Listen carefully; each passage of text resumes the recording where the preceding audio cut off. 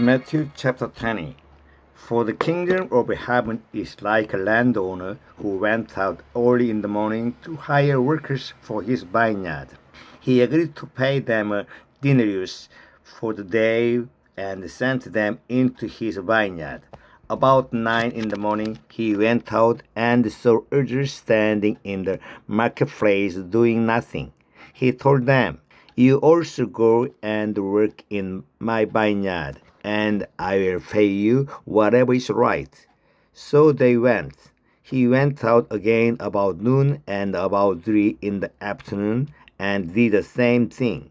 About 5 in the afternoon he went out and found still others standing around. He asked them, "Why have you been standing here all day long doing nothing?" "Because no one has hired us," they answered. He said to them, "You also go and work in my vineyard."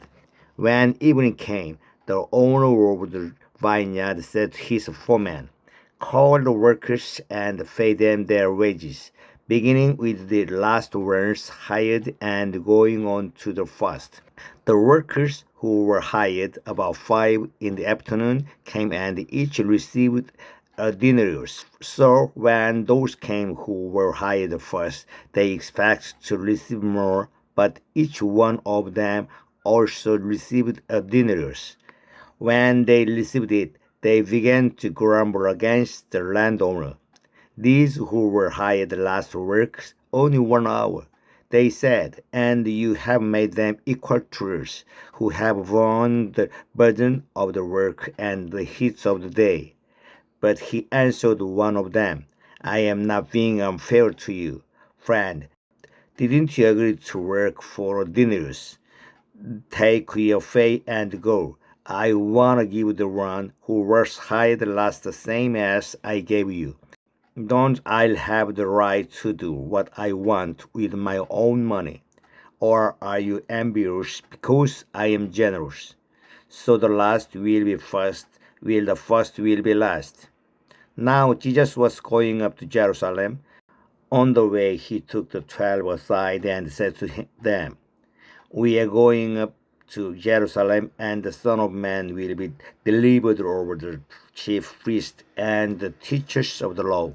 They will condemn him to death and will hand him over to Gentiles to be mocked and flogged and crucified.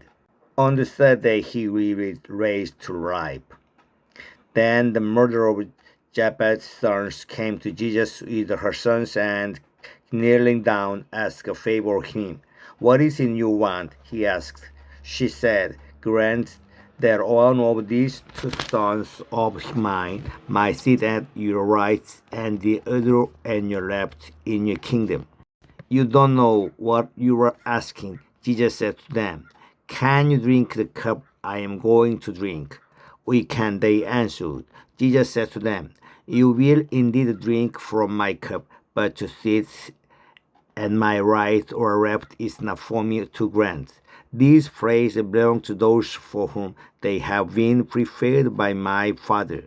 When the 10 heard about this, they were indignant with the 2 brothers.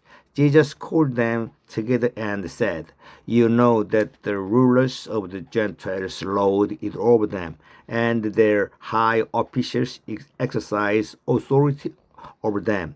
Not so with you. Instead, whoever wants to become great among you must be your servant, and whoever wants to be first must be your slave, just as the Son of Man did not come to be served, but to serve, and to give his life as a ransom for many." As Jesus and his disciples were leaving Jericho, a large crowd followed him. 2 blind men were sitting by the roadside, and when they heard that Jesus was going by, they shouted, "Lord, Son of David, have mercy on us." The crowd rebuked them and told them to be quiet, but they shouted all the louder, "Lord, Son of David, have mercy on us." Jesus stopped and called them.